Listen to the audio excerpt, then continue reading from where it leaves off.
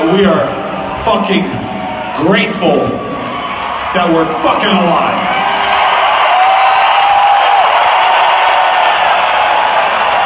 So I wanted to back up a second and go all the way back to 1981 because I believe absolutely, it's for certain, that everything in your life and everything in our lives happens because of a decision. Because you make up your mind to do something.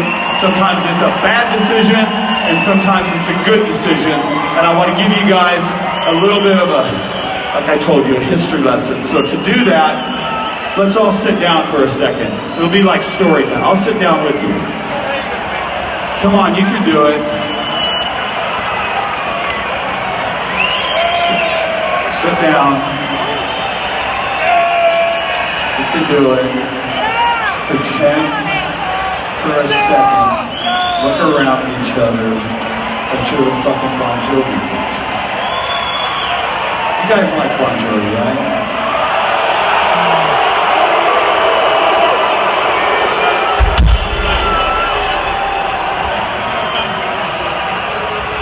Of course you don't like Bon Jovi.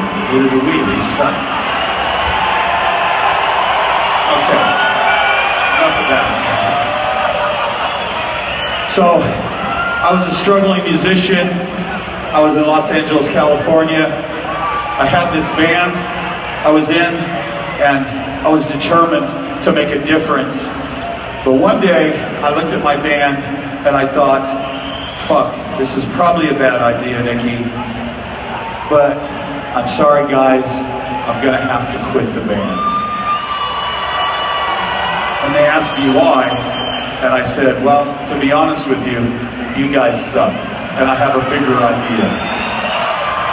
So they didn't like me very much, and I wasn't sure if I made the right decision. And as I was walking home, I had no car, but I had a bass, I had a little amp, and I had a fucking idea.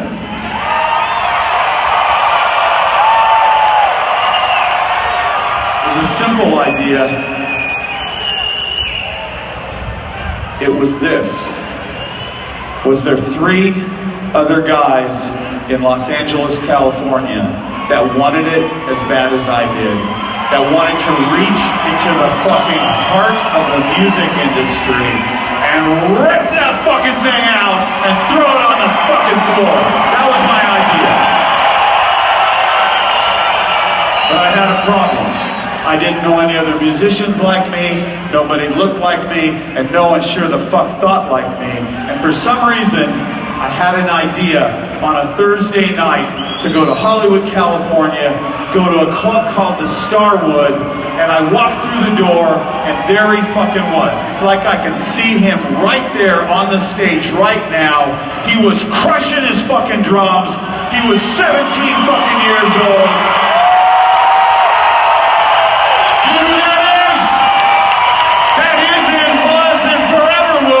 The one and only Tommy Lee.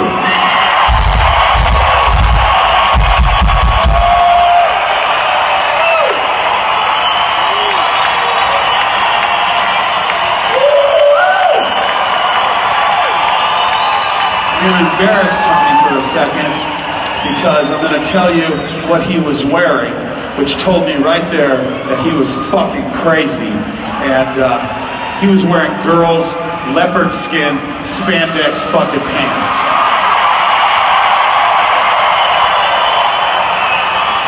And he stole it from his sister. So we sit there on the floor and we talked about something that would change our lives forever. We talked about how much we fucking loved fucking heavy metal. We talked about how much we love fucking punk rock mixed with heavy metal. And we loved all the bands that came out of the fucking 70s, like Elton John and David Bowie and Queen and the New York Dolls and Aerosmith. And as a matter of fucking fact, Alice fucking Cooper.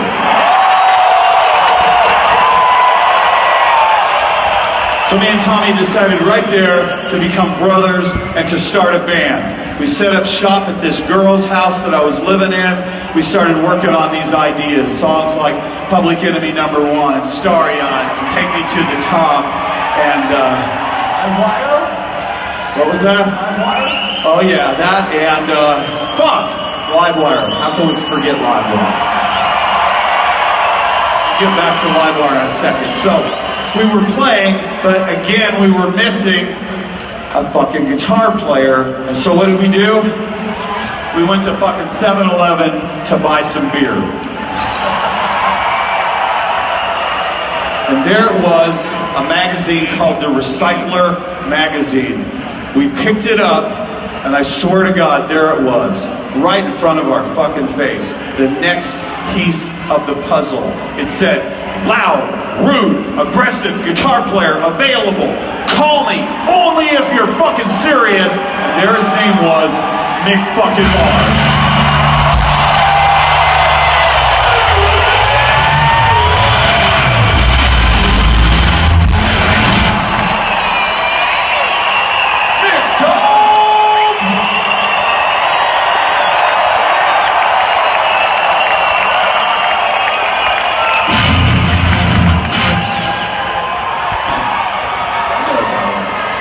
Okay, you guys gotta sit down. The story time's not over.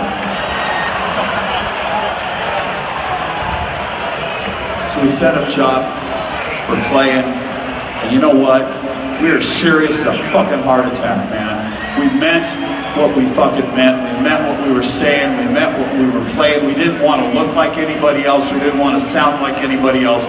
And we sure the fuck didn't want to follow the fucking rules that were going down at the time in 1981 in Los Angeles, California. Because it was the fucking Nat and the fucking Go-Go's and New Wave. And that shit was pissing us fucking off. But we were missing one important element to make a fucking difference, and that was the lead singer. And Tommy said, one day, I know a guy, except we have a problem, Nikki. He's in another band. And Mick Mars looked me straight in the fucking eyes, and he said, I don't give a fuck. Let's go see him, and if he's good, let's steal him and put him in our fucking new band. So, for no apparent reason, on a Tuesday night, the three of us got ourselves to Hollywood, California again, to the Starwood again, and there he was. He walked out on stage, white fucking leather pants, a white leather jacket, bleached fucking white hair. He was leaning into the fucking microphone singing. He's a whore from Cheap Trick. Never heard a voice like that ever in my fucking life. And I thought to myself, this has got to be the guy. It's got to be the guy. I looked at Mick, I looked at Tommy, and then something happened. All the girls in the front row started throwing their fucking pussies at him, and we knew we found our lead singer. You know who that is? Come here, Vince Neil. Woo!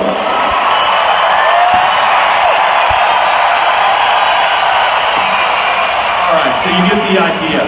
That's how we got together.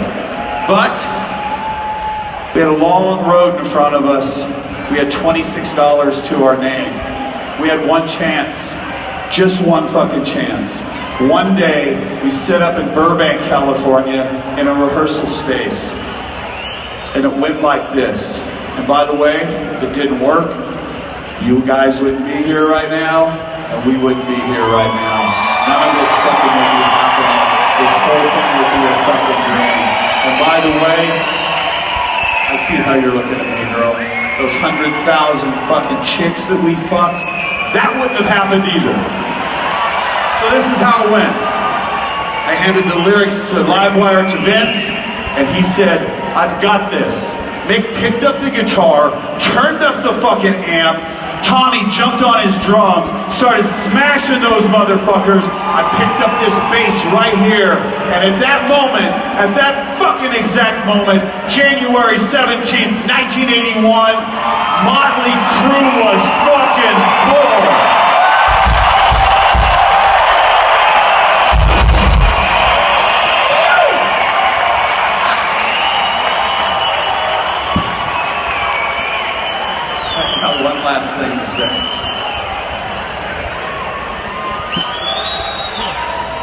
This is not fucking goodbye. This is not farewell. Our mission here is almost done. But our music, I swear to fucking God, is gonna haunt you till the fucking day that you guys die.